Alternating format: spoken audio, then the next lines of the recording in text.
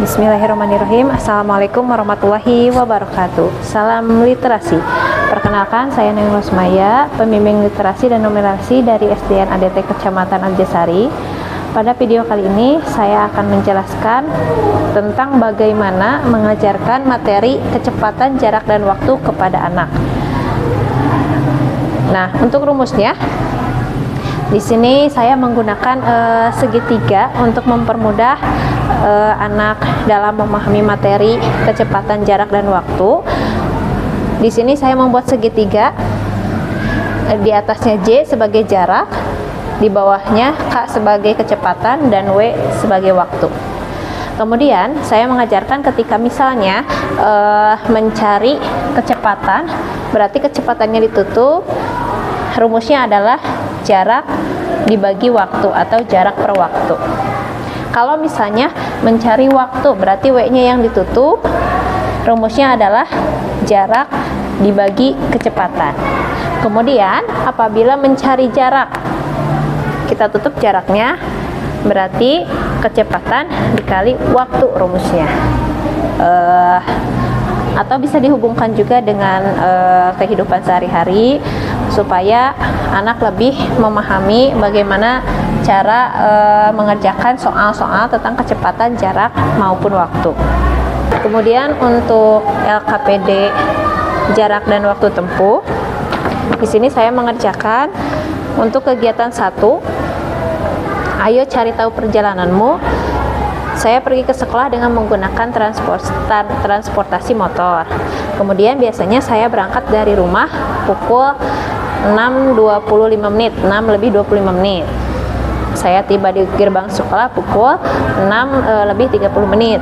Jadi total lama perjalanan saya dari rumah ke sekolah adalah 6 lebih 30 menit dikurangi 6 lebih 25 menit. Jadi total saya dari rumah ke sekolah adalah 5 menit. Kemudian soal selanjutnya, yang ini kegiatan 2, mari berlatih menghitung. Di sini ada 3 soal. Yang pertama, menghitung waktu perjalanan Andi. Rumah Andi berjarak 2 km dari sekolah. Setiap pagi, Andi diantar ayahnya menggunakan sepeda motor dengan kecepatan rata-rata 1 km setiap 3 menit. Pertanyaannya, berapa menit waktu yang dibutuhkan Andi untuk sampai ke sekolah? Diketahui di sini jaraknya adalah 2 km. Kemudian kecepatannya itu adalah 1 km setiap 3 menit. Ditanyakannya berapa menit waktu yang dibutuhkan untuk sampai ke sekolah. Nah, jawabnya cukup mudah. Di sini kan sudah diketahui bahwa 1 km itu, dalam 1 km itu waktunya 3 menit. Nah, untuk mencari 2 km tinggal dikalikan saja 2 km dikali 3 menit. Jadi hasilnya 6 menit. Jadi waktu yang dibutuhkan Andi untuk sampai ke sekolah adalah 6 menit. Soal yang kedua, menghitung jarak rumah Siti. Siti pergi ke sekolah dengan mengendarai sepeda santai. Kecepatan sepeda Siti adalah 100 meter per menit. Siti memerlukan waktu selama 15 menit untuk tiba di sekolah. Pertanyaannya, berapa meter jarak perjalanan dari rumah Siti ke sekolah? Diketahuinya kecepatannya 100 meter, waktunya 15 menit. Kemudian ditanyakan jarak. Rumus jarak itu adalah kecepatan kali waktu. Jadi kecepatannya 100 meter dikali 15 menit. Jadi hasilnya 1.500 meter. Jadi jarak perjalanan dari rumah Siti ke sekolah adalah 1.500 meter. Soal yang 3. Menentukan waktu berangkat. Membaca jam. Budi harus tiba di sekolah paling lambat pukul 7 agar tidak terlambat. Perjalanan kaki dari rumah Budi ke sekolah memerlukan waktu tepat 25 menit. Pertanyaannya, pukul berapa paling lambat Budi harus mulai berangkat dari rumah? Diketahui harus tiba itu pukul 7. Perjalanannya selama 25 menit. Nah, ditanyakannya pukul berapa Budi harus berangkat? Ini saya langsung dikurangi saja. Jawabannya jam 7 dikurangi 25 menit, yaitu jam 6 lebih 35 menit. Jadi Budi harus berangkat pukul 6 lebih 30 menit dari rumah. Kemudian tantangan seru yang terakhir.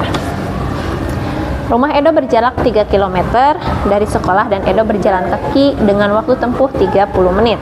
Sementara itu rumah Dayu berjarak 5 km dan Dayu naik angkutan umum dengan waktu tempuh 15 menit.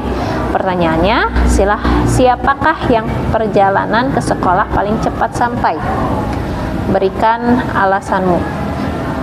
Yang cepat sampai yaitu Dayu, karena Edo menempuh perjalanan 30 menit. Sedangkan Dayu hanya 15 menit, meskipun rumah Dayu lebih jauh daripada Edo, tapi waktu tempuhnya Dayu lebih cepat dibandingkan Edo. Kemudian saya juga telah mereview sebuah berita dari majalah Nalar. Beritanya di sini berjudul Alhamdulillah kabar gembira dari Bupati Kang DS, SK Mendikdasmen terbit honor guru P3K, PW dapat bersumber dari dana BOSP.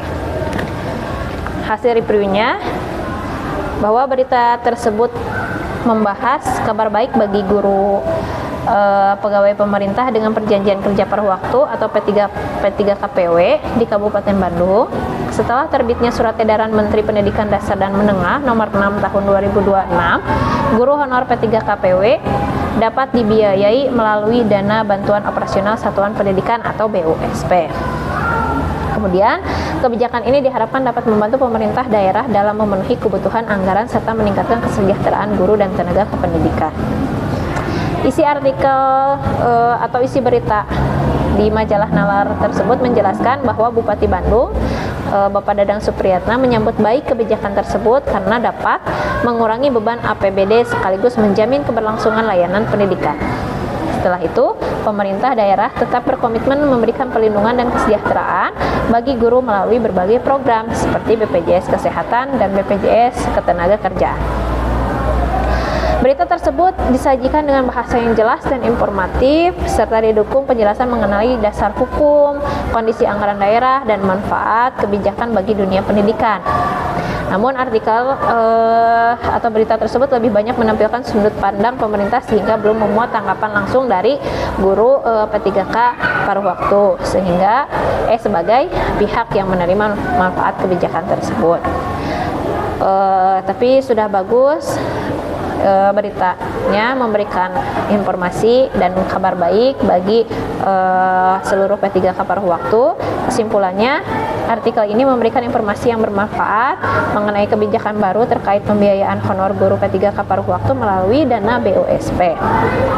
Kebijakan tersebut diharapkan mampu meningkatkan kesejahteraan guru sehingga kualitas layanan pendidikan dan membantu pemerintah daerah dalam mengelola anggaran secara lebih efektif. Mungkin itu saja yang dapat saya presentasikan. Mohon maaf atas segala kekurangan. Wassalamualaikum warahmatullahi wabarakatuh. Salam literasi.